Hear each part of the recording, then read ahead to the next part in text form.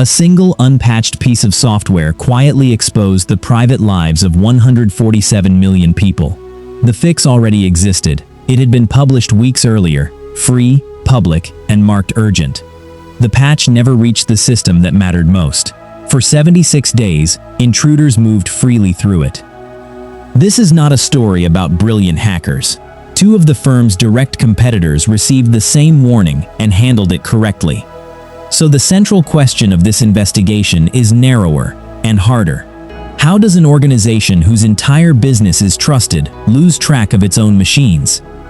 Most people never chose to be customers of this company. They simply were.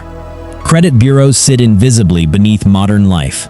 Mortgages, car loans, credit cards, rental applications, sometimes employment, all pass through their files.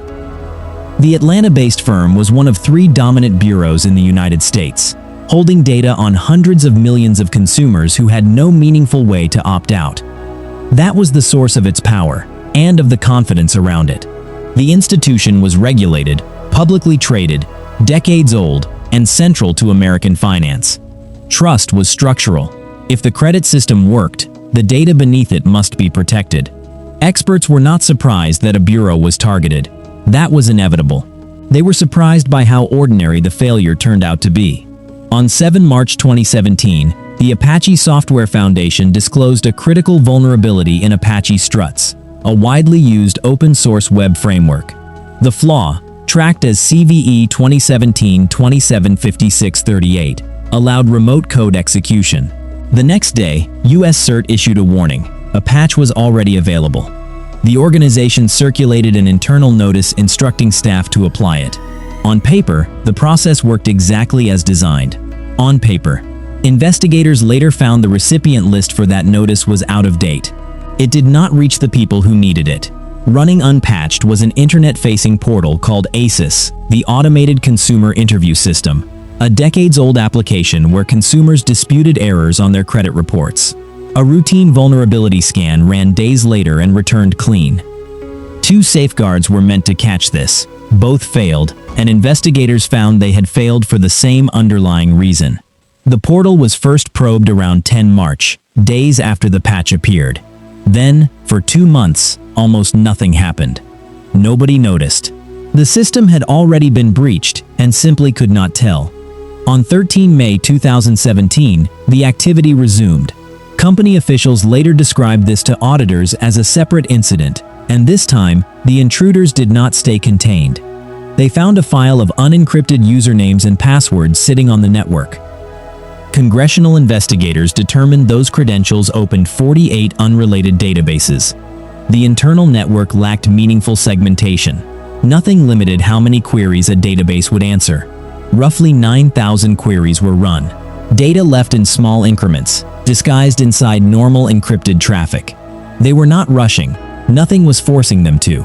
Encrypted traffic leaving the network was supposed to be decrypted and inspected, so an intrusion detection system could read it.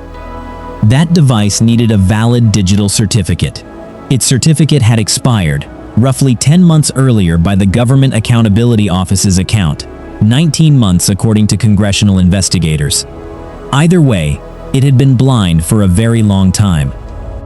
It was not the only one. The firm had allowed over 300 certificates to lapse, including 79 covering business-critical domains. On 29 July 2017, someone renewed it. Traffic that had been invisible became readable. Suspicious activity appeared immediately. The portal came offline the next day. The intrusion had lasted 76 days. It ended not through detection, but through paperwork finally being done. Mandiant was engaged on 2 August. The FBI was notified the same day. The public learned nothing until 7 September 2017, 6 weeks after discovery. That delay became its own controversy. The House Committee on Oversight and Government Reform opened a 14-month inquiry, reviewing over 122,000 pages of documents. The GAO conducted a separate review. A Senate subcommittee ran a third. The evidence pointed somewhere unexpected. No zero-day. No insider. No unprecedented technique. The uncomfortable truth was that nothing exotic had been required. Congressional investigators called the breach entirely preventable. Then they explained why, and the explanation was worse than the breach. They kept circling one question: who was actually responsible for patching? The answer was nobody in particular. The House report described an execution gap policy written in one place, carried out in another, with no clear line of authority connecting them. Beneath that sat the finding that explains everything else. The firm had no complete inventory of its own IT assets. Without it, scanning tools could not be aimed precisely. You cannot patch what you do not know you own. And here is what makes that conclusive. A Senate subcommittee found the two largest competitors, TransUnion and Experian, had comparable patching policies but accurate asset inventories. Both identified their vulnerable systems and patched them. The same warning, the same software, a different outcome. This was not an industry limitation. It was an organizational one. The exposed records included names, dates of birth, social security numbers, addresses, and in many cases, driver's license numbers. Unlike a card number, none of that can be reissued. A person cannot be given a new date of birth. The exposure has no expiry date.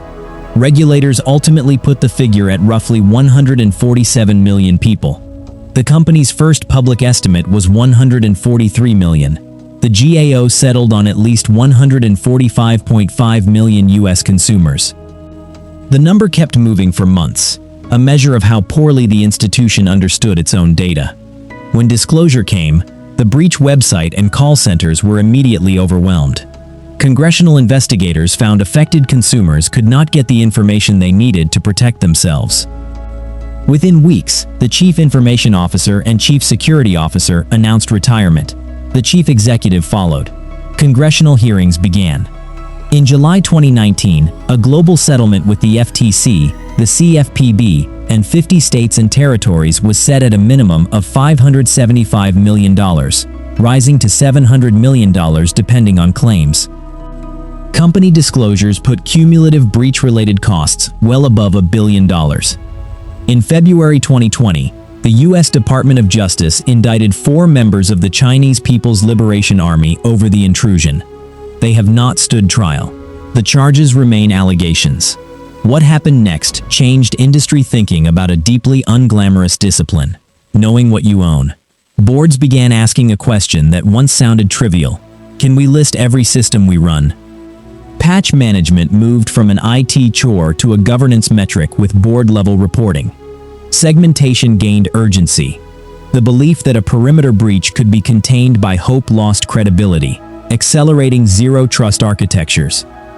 And certificate lifecycle management, once an administrative footnote, became a monitored control, because this case proved an expired certificate can blind an entire security program for a year or more. Regulators drew conclusions too. In 2018, US law made credit freezes free nationwide. The most dangerous vulnerabilities are rarely the most sophisticated. They are the mundane gaps everyone assumes someone else is watching. A server nobody listed. A certificate nobody renewed. A scan that came back clean because it looked in the wrong place.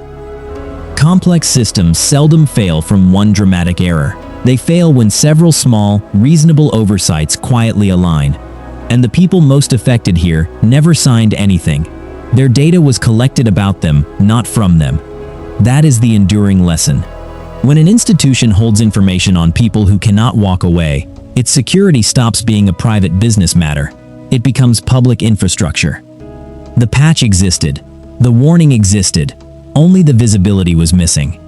Which system in your own life do you think people trust too much today? If you had been auditing that network, what warning sign would you have chased first? Tell us below, and tell us which investigation Null Theory should open next. Subscribe for more documentaries exploring the hidden weaknesses inside the systems we all depend on.